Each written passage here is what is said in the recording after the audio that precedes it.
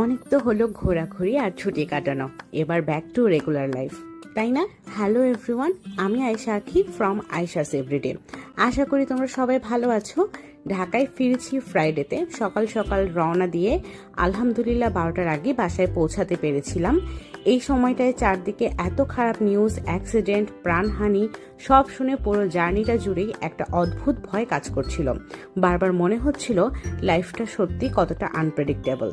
বাসায় এসে দেখি অবস্থা একদম মেসি। এমনিতেই খালি বাসা ডার্টি হয়ে যায় বেশি, তার উপর আমার উনি ব্যালকনির দরজা খোলা রেখে চলে গেছে। এই কয়দিনের ঝড় বৃষ্টি আর ডাস্ট মিলে বাসাটাকে আরো খারাপ বানিয়ে ফেলেছে। সামহাও একটু গুছিয়ে নিয়ে লাঞ্চে বাইরে থেকেই খাবার এনে খেলাম। বিকেলে একটু রেস্ট নিয়ে বের হয়ে গেলাম আরফকে ডক্টর দেখাতে। ওর জ্বর, ঠান্ডা, কাশি সব মিলে অনেক সিক হয়ে গিয়েছিল, এখনো পুরোপুরি রিকভার করেনি। ওকে তোমরা দোয়ায় রেখো। রাতে আর কিছু হেভি খেতে মনে চাইলো না।